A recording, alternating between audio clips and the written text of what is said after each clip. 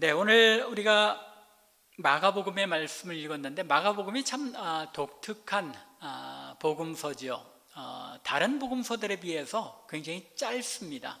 아주 간결하게 기록하고 있기 때문에 사실은 이 마가복음이 마태와 누가가 자신들의 복음서를 기록하는 뼈대의 역할을 합니다. 가장 먼저 기록된 복음서다라고 그렇게 신학자들이 보는데 그런 이유 때문에 이렇게 마가가 간결하게 짧게 기록하고 있기 때문에 사실은 이 마가복음을 읽어보면 그 사이사이에 그리고 기록된 이 문맥 속에서 많은 것들을, 더 풍성한 것들을 전해주는 것을 알 수 있습니다. 즉 마가복음을 읽을 때는 우리가 마태복음이나 누가복음 또는 요한복음을 읽을 때보다 더 자세하지는 않지만 간결함 속에서 더 풍성한 것이 암시되어 있는 것을 우리가 느끼게 된다는 것입니다. 그만큼 우리가 마가복음을 읽을 때 잘 생각하면서 읽으면 더 많은 것을 풍성하게 깨닫게 된다는 말씀이기도 합니다. 오늘 우리가 읽은 본문, 이 맹인을 고치신 사건은 사실 7장 마지막에 나와 있는 귀머거리와 또 말을 더듬는 그 사람을 고치신 이적과 더불어서 마가복음에만 기록된 독특한 그런 이적입니다. 이 두 이적들은 다른 이적들 또 다른 복음서에서 기록하고 있는 그 이적들과는 다른 특징들을 나타내고 있는데 7장의 마지막 부분에 나타난 그 이적은 말씀드린 것처럼 귀머거리와 말을 더듬는 겁니다. 듣는 것과 말하는 것에 관계되어 있죠. 오늘 우리가 읽은 이 이적의 말씀은 무엇과 관계되어 있습니까? 보는 것과 관계되어 있습니다. 따라서 이 두 이적을 다 합하면 우리가 듣고 보고 말하는 것, 우리 인간의 인지 능력이라고 하죠. 우리가 우리의 오감을 통해서 들어서 알고 깨닫고 하는 그 모든 기관이 관련되어 있는 것을 알 수 있습니다. 또 이런 공통점 외에도 이 두 본문이 다, 두 이적이 다 환자 스스로 예수님을 찾아온 것이 아니고 주변 사람들이 그 사람을 예수님께로 데리고 왔다는 것입니다. 그리고 또 예수님께서는 이 이적의 대상자들, 환자들을 따로 조용한 곳으로 데리고 가셨다고 기록하고 있습니다. 더욱이 예수님께서 직접 침을 뱉고 또 그 손가락을 사용해서 저들을 고치신 이적입니다. 독특하죠? 더욱이 이 오늘 마지막 절에서 본 것처럼 이 7장 마지막 부분에서도 이 이적을 통하여 낫게 된 사람에게 예수님께서 경고하시며 다른 사람들에게는 알리지 말라라고 말씀하십니다. 이런 공통점이 두 이적에 있는데 거기에다가 더불어서 오늘 우리가 읽은 이 이적에는 이 이적만이 가지고 있는 독특한 특징들이 또 있습니다. 그것은 예수님께서 이 맹인을 고치실 때 안수해서 단번에 고치시질 않습니다.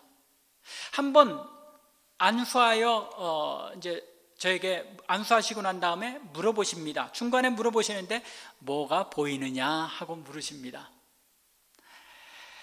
그러자 그 맹인이 사람이 걸어가는 것처럼 희미하게 보이기는 하는데 그게 마치 나무 토막이 움직이는 것처럼 걸어다니는 것처럼 그저 희뿌옇게 보일 뿐입니다 라고 대답하자 예수님께서 다시 눈에다 손을 대고 안수하시고 나서야 비로소 오늘 제목에 말씀하고 있는 것처럼 다시 안수하심에 밝히 보게 되었더라, 온전하게 보게 되었습니다. 예수님께서 첫 번째 치유에서는 실패하신 것일까요? 첫 번째 안수하셨는데 완전히 보지 못하였다는 것, 과연 실패일까요? 또 다른 복음서에서 예수님께서 이적하신 경우들을 보면 말씀만으로도 능히 고치시는 주님이십니다. 그런데 굳이 눈에 침을 뱉어 손으로 문지르시고 더욱이 2번이나 안수하시는 이런 과정을 거치신 이유는 무엇일까요? 이렇게 오늘 본문에서 예수님께서는 여러 가지 궁금증을 불러일으킬 만한 독특한 방법으로 이 맹인을 고치셨습니다. 따라서 예수님께서 왜 이런 독특한 방법을 사용하셨는지, 또 여러 단계에 걸쳐서 고치셨는지 생각해 보는 가운데 우리가 함께 하나님께서 마가를 통해서 주시는 그런 은혜를 나누고자 합니다. 무엇보다도 먼저 예수님께서 이런 독특한 방법으로 이적을 베푸신 것은 제자들을 가르치기 위해서라는 사실이 분명합니다. 이것은 전후 문맥을 보면 잘 나타나는데 7장 마지막에서 말 더듬고 귀 먹은 사람을 고치신 후에 예수님께서 이 8장 처음에 보면 어떤 기적을 행하십니까? 칠병이어의 기적을 베푸냐. 여기서 어떤 분들은 칠병이삼어다 라고 말씀하시는데 왜 그러냐면 여기 물고기 두어 마리라고 되어 있기 때문에 두 마리인지 세 마리인지 불분명하기 때문에 떡은 7개인 게 분명하기 때문에 칠병이삼어라고 표현하기도 합니다. 이렇게 칠병이삼어로 4,000명을 먹인 사건이 나옵니다. 오병이어의 사건과는 다른 사건이죠. 예수님께서 제자들에게 물으시는 내용을 보면 알 수 있는데 오병이어와 별개의 사건으로 예수님께서 칠병이어로 4,000명을 먹이십니다. 그리고 나서 예수님께 다가와 표적을 구하는 이 바리새인들, 그 바리새인들의 요청을 뿌리치시고 예수님과 제자들이 함께 배에 오릅니다. 그런데 배에 오르고 나서야 제자들이 무엇을 깨달았냐면 우리가 먹을 것을 챙겨오는 것을 잊었구나 하고 깨닫게 됩니다. 떡을 가지고 오는 것을 잊었다고 서로 수군거리면서 어떻게 하나 하고 의논을 했던 것 같습니다. 그러자 예수님께서 제자들에게 이렇게 17절에 말씀하십니다. 너희가 어찌 떡이 없으므로 수군거리느냐? 아직도 알지 못하며 깨닫지 못하느냐? 너희 마음이 둔하냐? 너희가 눈이 있어도 보지 못하며 귀가 있어도 듣지 못하느냐? 또 기억하지 못하느냐? 눈이 있어도 보지 못하고 귀가 있어도 듣지 못하느냐? 지금 그것과 관계된 이적들이 이 앞뒤로 나오고 있는 것이죠. 내가 떡 5개를 5,000명에게 떼어줄 때에 조각 몇 바구니를 거두었더냐? 이르되 12이니이다. 또 7개를 4,000명에게 떼어줄 때에 조각 몇 광주리를 거두었느냐? 이르되 7이니이다. 제자들이 떡을 안 가져온 것을 깨닫고는 그것 때문에 염려하고 서로 수군거리는 이런 모습을 보시고 예수님께서 이 21절 마지막에 말씀하는 것처럼 아직도 깨닫지 못하느냐라고 저들을 꾸짖으며 물으신 것이 바로 이 이적 전에 나오는 이야기입니다. 그리고는 이 이적을 베푸시고 난 뒤에는 어떤 이야기가 나옵니까? 예수님께서 제자들에게 가이사랴 빌립보에서 세상 사람들이 나를 누구라 하더냐?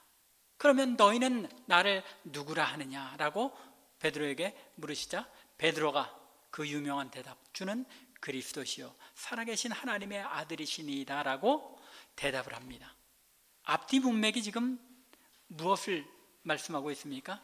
제자들이 오병이어의 기적, 칠병이어의 기적을 보면서도 예수님이 어떤 분이신지를, 어떤 능력을 가지신 분인지를 정확히 깨닫지 못하였을 때에 예수님께서 그들에게 너희가 아직도 깨닫지 못하느냐 하고 꾸짖으시면서 제자들에게 자신이 누구이신가를 알려주신 사건이 바로 오늘의 이 이적의 말씀이라는 것입니다. 이 마가복음 전체에서 이 7장, 8장의 부분이 중심인데 그 핵심 중에서 핵심이 바로 어디가 되는 것입니까? 오늘 이 이적의 사건인 것입니다. 이 이적의 사건을 경험하고 난 뒤에 제자들이 비로소 베드로가 뭐라고 고백한 겁니까?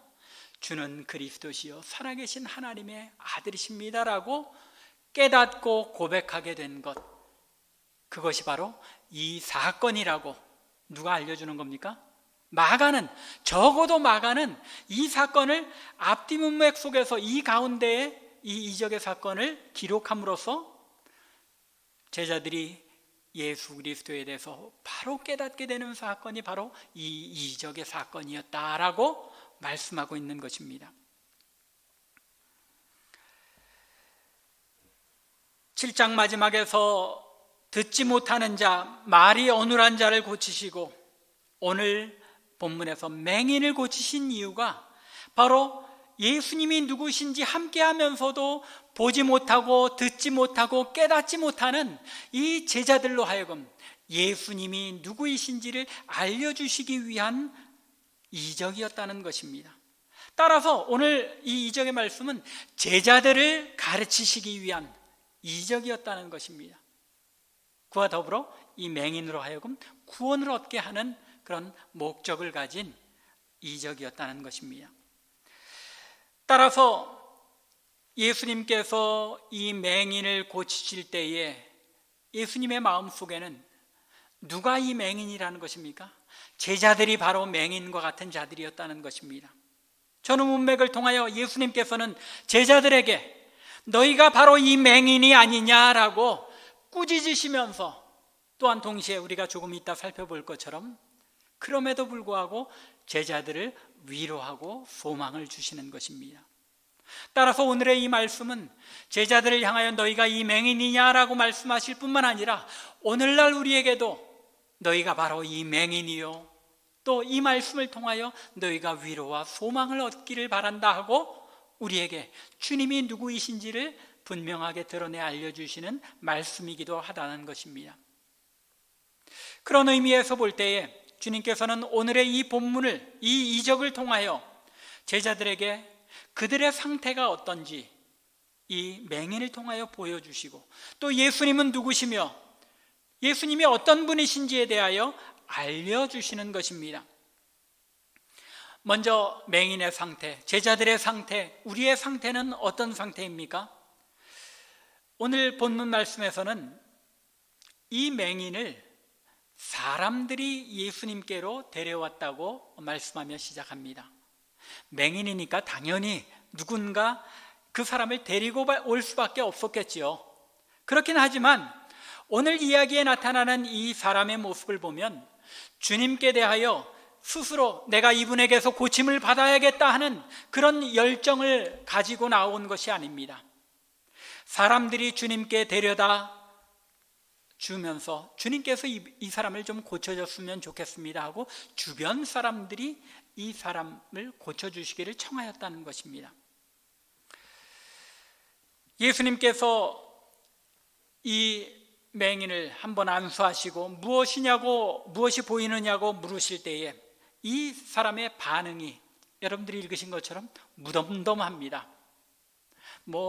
놀라서 기뻐서 예수님께 외치지 않은 것, 그저 사람들이 오가는 것이 보입니다. 그런데 희뿌옇게 보입니다 하고 사실 그대로 있는 그대로를 말하는데 거기에는 이 사람의 어떤 감정이 별로 드러나지 않은 것처럼 보입니다. 그리고 이 사건이 벳세다에서 일어난 사건이라는 기록을 보아도 이 사람이 영적으로 무지한 사람이었구나 하는 것을 알 수 있는 것이 이방인이었을 가능성이 높다는 것입니다. 벳세다의 위치가 어디냐면 여러분들이 보시기에 이렇게 갈릴리 호수가 있고 요단강이 이렇게 내려오지 않습니까? 갈릴리 호수의 북동쪽에 위치한 것이 벳세다입니다. 따라서 요단강 이편에 있는 이스라엘이 전통적으로 가지고 있던 북이스라엘을 포함하더라도 이스라엘에 속한 땅이 아니라 이방 땅에 속한 그런 마을로 보아야 합니다. 갈릴리 지역에 있기는 하지만 이런 위치에서 이방인이었을 가능성이 높다는 것, 그것을 또 앞의 문맥에서도 알 수 있는데 7장 마지막 부분에서 고침을 받은 귀먹고 또 말더듬는 사람, 그 사람도 어느 지역 사람이었냐면 데가볼리에서 갈릴리 호수 쪽으로 오는 길에 예수님을 찾아온 사람이었습니다. 데가볼리라는 지역이 데카폴리스 해가지고 사실은 10개의 마을이라는 그런 헬라어 지명인데 거기도 역시 이방인 지역이었습니다. 예수님께서 두로와 시돈에서부터 사역하며 내려오시면서 이방 지역을 지나서 사역하며 내려오셨다는 것입니다. 따라서 오늘 이 맹인이 이방인이었고, 이방인으로서 또 맹인으로서 거의 구걸하면서 살아갈 수밖에 없는 그 당시의 환경을 볼 때에 예수님이 누구신지에 대해서 영적으로 귀 기울이며 관심을 기울일 그런 여지가 없었던, 여유가 없었던 사람이었음을 우리가 문맥 속에서 알 수 있습니다. 이러한 배경과 마가가 그리고 있는 이 맹인의 모습은, 이 맹인이 예수님에 대해 전혀 알지 못했고 주님께서 자신을 고쳐주실 것이라는 데에도 큰 기대조차도 하지 않는 영적으로 무관심한 사람이었던 것을 암시하고 있는 것입니다. 그런데 주님께서 주님에 대하여 무지하고 아무런 영적 관심도 기울이지 않는 이 맹인을 고치시는 것입니다. 여기서 우리가 기억해야 할 사실이 하나 있습니다.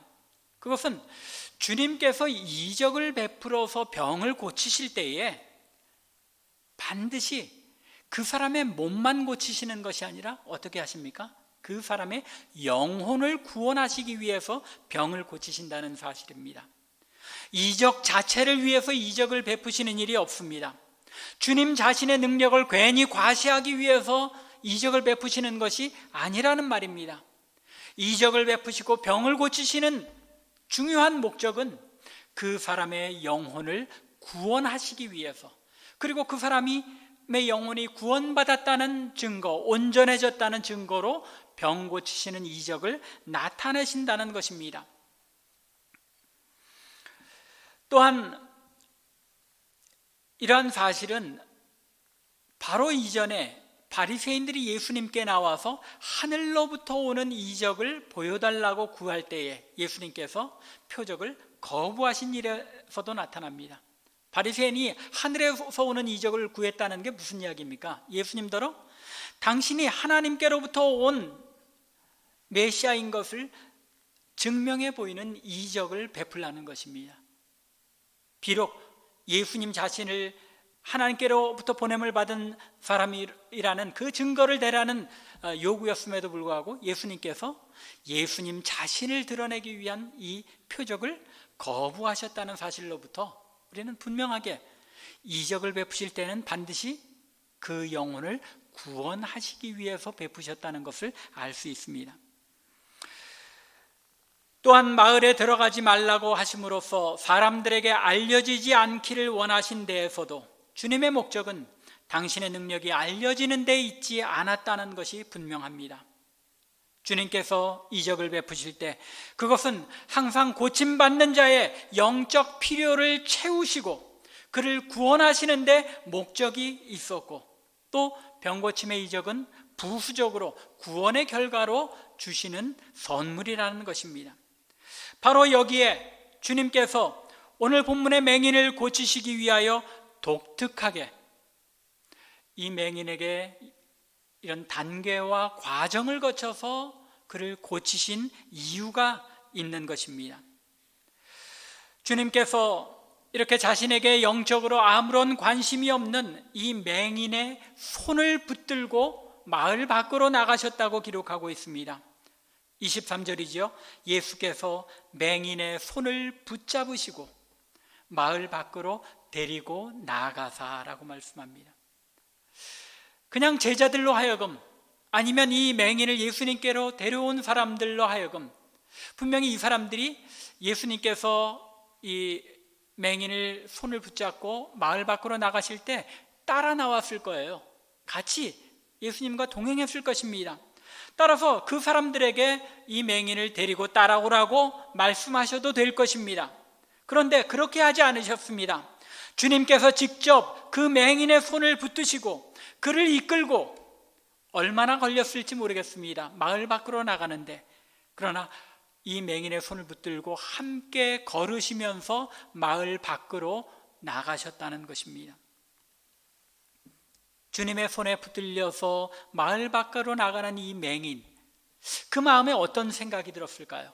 처음에는 예수님에 대하여 무관심하고 영적으로 아무것도 알지 못하는 사람이었지만 예수님께서 그의 손을 붙들고 나가시는 동안 이 맹인의 마음은 이분이 누구인가? 이분이 이렇게 다정하게 나의 손을 붙들고 나가시는 이 모습 속에서 이분은 과연 누구이신가 하는 의문이 그 마음에 일어났을 것입니다. 자신에게 무엇인가 자신이 예상하지 못한 일이 일어나지는 않을까 하는 그런 기대가 그 마음에 싹트기 시작했을 것입니다. 예수님에 대한 기대와 소망의 마음이 그 마음에 일어나기 시작했을 것이라는 말입니다. 이처럼 마음의 동요가 일게 되었을 때 예수님께서 그 눈에 침을 뱉으시고 손으로 바르시면서 안수하셨습니다. 그리고는 이제 무엇이 보이느냐라고 물으셨습니다. 이 맹인이 눈을 떠서 보니 말씀드린 것처럼 사람들이 오가는 것이 희미하게는 보이는데 그저 나무 토막이 움직이는 것처럼 뿌옇게 보일 뿐입니다. 이렇게 대답하는 맹인의 마음에 이미 자신이 전혀 보지 못하는 가운데 있다가 어떤 일이 일어나는 것입니까? 희미하게나마 무엇인가 보이기 시작했다는 것. 그것이 비록 말은 덤덤하게 있는 사실 그대로를 표현하지만 그 마음에는 무엇인가 소망과 뭔가 자신이 이제는 확실하게 볼 수 있을 것 같은 그런 믿음이 그 마음에 솟아나게 되었다는 것입니다. 그리고 예수님께서 다시 두 번째 안수하시자 이제 희미하게가 아니라 밝히 보게 되었다는 것입니다. 바로 여기에 주님께서 이 맹인에게 독특한 방식으로 단번에 말씀으로 고치시지 아니하고 그의 손을 다정하게 붙들어서 마을 밖으로 이끄시고 또 손으로 직접 그의 눈에 침을 문지르시며 안수하시고 거기다가 한 번으로 그치신 것이 아니라 또 그에게 물어보시고 다시 안수하시는 이런 과정을 시간이 소요되는 과정을 거쳐가며 이적을 베푸신 이유가 있다는 것입니다. 이 맹인으로 하여금 마음의 영적인 동요를 일으켜서 주님에 대하여 궁금히 여기게 하시고 주님의 첫 번째 안수를 통하여 소망과 믿음이 싹트게 하신 후에 두 번째 안수를 통하여 온전히 보게 하심으로써 이 맹인의 육체적인 필요만이 아니라 영적인 구원을 온전하게 이루신 것입니다. 이런 단계와 과정을 통하여 주님께서는 이 맹인과 제자들에게 당신이 누구이신지를 분명하게 나타내 보이신 것입니다. 주님은 어떤 분이시라는 것입니까? 영혼을 사랑하시는 분이시라는 것입니다. 영혼을 구원하기 위하여 오신 분이라는 것입니다. 주님의 관심은 그 맹인이 눈을 떠서 보게 하시는 데만 있는 것이 아니라 그 영혼의 눈이 띄어져서 주님을 보고 구원을 얻게 하시는데 우리 주님의 관심과 목적이 있으셨다는 것입니다. 바로 그런 이유 때문에 그 맹인의 손을 친히 붙들고 마을 밖으로 데리고 나가신 것입니다. 또 번거롭게 두 번이나 안수하신 것 역시 그 맹인으로 하여금 영적으로 동요되어 주님을 바라보며 자신이 뭔가 볼 수 있게 되었다는 그 사실로부터 이분에게 소망이 있고 이분이 나를 낫게 하실 수 있는 분이시구나 하는 그 믿음이 싹틀 수 있도록 하시는데 주님의 목적이 있으셨다는 것입니다. 이러한 주님의 영혼에 대한 사랑은 한 영혼을 구원하시기 위해 주님께서 어떤 방법을 취하시는 분이신지를 우리에게 알려줍니다. 이 한 영혼을 구원하시기 위해서 간단하게 그저 한마디 말씀으로만 하셔도 될 것을 그의 손을 붙들고 친히 마을 밖으로 나가시며 자신의 손을 사용하고 또 이 사람에게 물어보는 그런 과정들을 통해서 이 사람을 치유하신 것입니다. 말씀으로 명하여 이 맹인으로 하여금 볼 수 있게 보도록 하실 수 있는 분이라는 것, 이것은 이 마가복음 10장에 가보면 소경 바디메오의 사건이 나타나죠. 그것을 보아도 분명히 알 수 있습니다. 소경 바디메오는 예수님께서 어떻게 고치십니까? 내 믿음이 너를 구원하였다. 그저 선포함으로 그를 고치셨습니다. 왜 그렇습니까? 뭐가 차이가 있습니까? 소경 바디메오는 여리고 지역의 사람이었습니다. 여리고 지역은 이스라엘 사람들이 살아가던 지역이었고, 예수님에 대해서 또 메시아에 대한 그런 신앙적인 전통이 저들 가운데 있었고, 더욱이 이 바디메오는 뭐라고 소리치면서 나옵니까? 다윗의 자손이여 나를 구원하소서 하고, 예수님이 누구이신지에 대한 분명한 지식을 가지고 예수님께 나와서 예수님께서 자신을 굳혀주기를 간구했기 때문에 내 믿음이 너를 구원하였다라고 단번에 말씀 한마디로 고치신 것입니다. 그런데 지금 이 이방인은 어떻다는 겁니까? 영적으로 주님을 전혀 알지 못하는 상황에 있었고, 자신의 필요가 무엇인지조차도, 또 예수님이 고쳐주실 수 있는 분이라는 사실조차도 무지한 상황이었기 때문에 주님께서 한 단계 한 단계 거쳐가시면서 예수님이 어떤 분이신지, 그에게 어떤 일을 베푸시는지를 그로 하여금 알아가면서 주님께 대한 확신을 가지고 구원을 얻게 하셨다는 것입니다. 주님께서 그 영혼을 사랑하셔서 미천한 영적 상황을 보시고 그 사람의 수준에 맞추어서 자신을 낮추시고, 그가 믿음을 얻을 수 있는 방법으로 천천히 단계적인 과정을 통해 기다려 주심으로써 그 사람을 구원하셨다는 것입니다. 또한 이러한 주님의 방법은 하나님의 구원의 방법이 무엇인지를 우리에게 알려줍니다. 뿐만 아니라 바로 그것을 통하여 제자들이 예수님의 이 땅에 무엇을 위하여 오셨는지, 어떤 분이신지를 분명하게 깨닫고 주는 그리스도시라고 고백하게 되었다는 것입니다. 맹인을 고치신 이 예수님의 방법, 그것이 바로 하나님께서 이 땅의 인간을 구원하시기 위하여 예수 그리스도를 보내신 하나님의 방법인 것을 보여주신 예화라는 것입니다. 하나님께서 예수 그리스도를 이 땅에 우리 인간의, 무지한 인간의 눈높이에 맞추어서 사람이 되어 이 땅에서 고난당하고 십자가에 달려 죽으시는 이 구원의 방법을 나타내 보이심으로써 인간인 우리들이, 영적으로 무지한 인간들이 그 주님의 죽으심을 보고 듣고 주님의 그 구원의 역사를 믿게 하시기 위하여 주님께서 이 땅에 오셨다는 것, 그것이 바로 이 맹인을 고치신 예수님의 방법을 통하여 보여주고 있다는 것입니다. 주님께서 이 맹인을 고치신 오늘의 이 이적의 말씀, 제자들과 우리로 하여금 소망과 위로를 얻게 하시는 것입니다.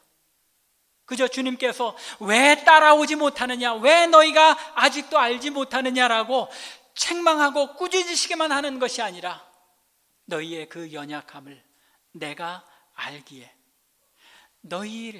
너희가 따라올 수 있는 그 방법과 과정을 통하여 너희를 구원하시겠다 하는 그 주님의 의지와 가르침을 우리에게 주시는 것입니다. 맹인과 같이, 제자들과 같이 영적으로 무지하여 보지 못하고 깨닫지 못하는 우리입니다.